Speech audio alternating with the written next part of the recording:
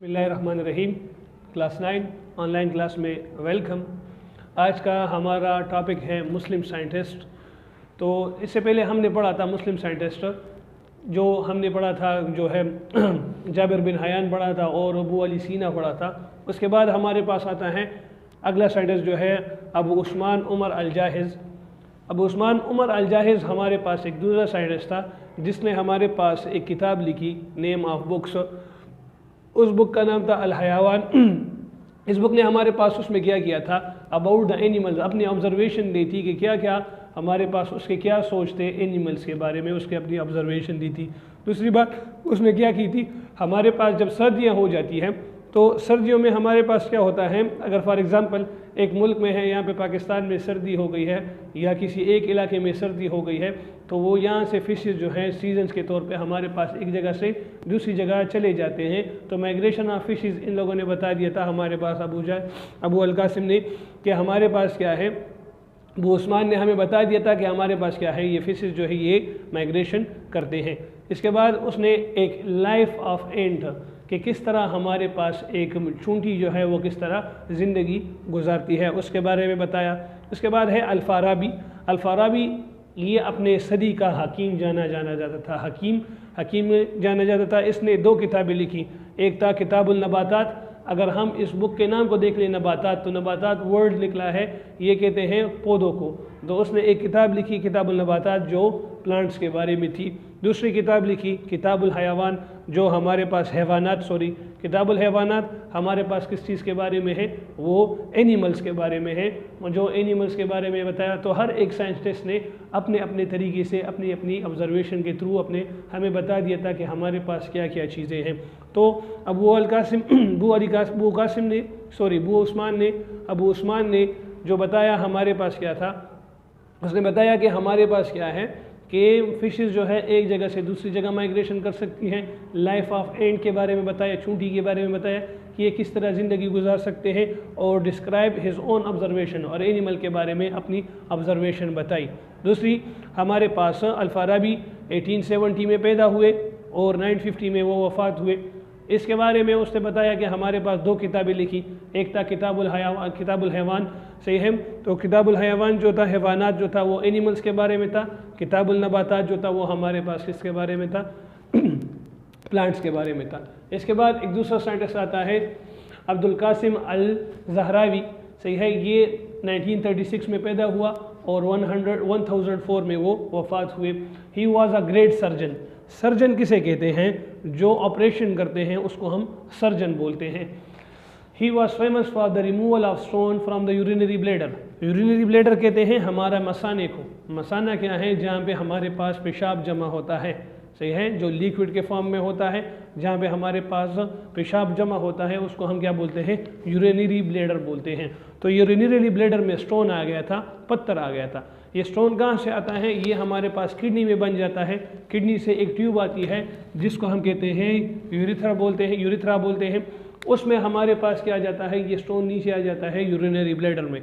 तो urinary bladder से ये एक सर्जन था, तो इसलिए इसने क्या किया, सर्जरी के तौर पे हमारे पास एक स्टोन पत्थर निकाला। कहाँ से, यूरिनरी ब्लैडर से इसने स्टोन निकाला था।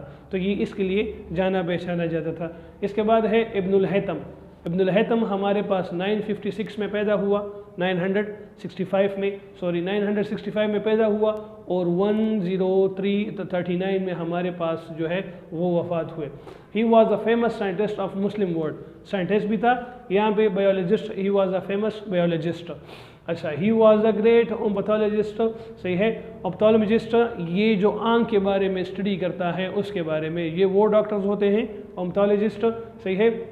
ऑप्थेल्मोलॉजिस्ट हमारे पास वो डॉक्टर्स होते हैं जो आँख के बारे में स्टडी करते हैं, जो आँख के डॉक्टर होते हैं। इन लोगों ने 2 किताबें लिखी, किताबुल मनाजिर और मिन्जुल हिकमा, सही है। ये दोनों किताबें जो हैं अभी भी उस टाइम पे हमारे पास यूरोप में ये किताबें पढ़ी जा रही थी। और इसके पहले एक फिनोमेना था, एक ऑब्जर्वेशन की थी, एक बात पेश की गई थी ग्रीक लोगों ने कि हमारे पास जो विजन है ये एक जगह पे बनती है। तो उसने उनकी उसको थ्योरी को ठीक करने का इन लोगों ने उसकी थ्योरी ठीक की कि नहीं, हमारे पास जो आँख में जो पिक्चर्स बनती हैं, जो हमारी तस्वीर बन रही है, ये कहाँ पे बनती है, ये रेटिना में बनती है।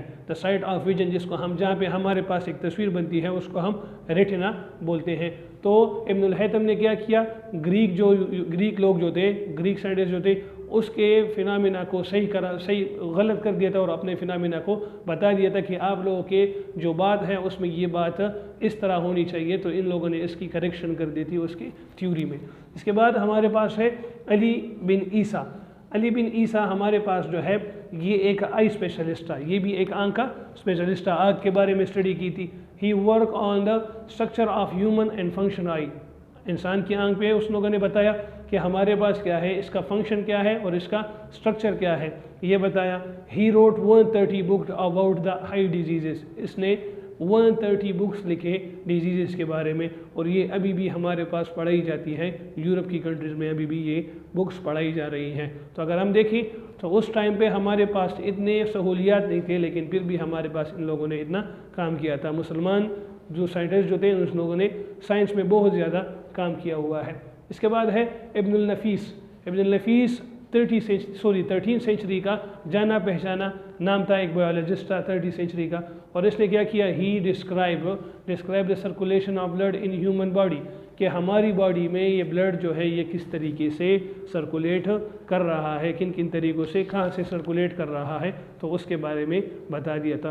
तो साइंटिस्ट अगर हम देखें मुसलमान साइंटिस्ट का, तो इस लोगों ने साइंस में बहुत ज़्यादा किरदार अदा किया हुआ है। अगर हम कहें तो 1000 साल जो है, 1000 साल मुसलमानों ने साइंस में काम किया हुआ है, और मुख्तलिफ साइंसदान जो थे मुख्तलिफ काम किए, जो मैंने आपको बता दिया है कि इब्नुल नफीस ने क्या किया, इब्नुल हैतम ने क्या किया, अबू उस्मान ने क्या किया। तो मुख्तलिफ साइंसदानों ने मुख्तलिफ काम किए थे। तो इससे ये जो टॉपिक्स थे, इससे अगला वाला पिछला वाला जो लेक्चर था और ये वाला लेक्चर, तो ये याद कर सकते हो। इससे एक क्वेश्चन हमारे पास पेपर में आता है कि right the contribution of Muslim scientist, और इसमें MCQs भी आ सकते हैं कि कौन कौन से मुसलमान साइंसदान ने कौन कौन सा काम किया हुआ है। तो ये जो 2 टॉपिक्स हैं, ये 2 वीडियोस गौर से देख लो, तो इंशाल्लाह आपको पेपर के लिए बहुत फ़ायदा मिलेगा। थैंक यू, आज के लिए इतना बहुत है।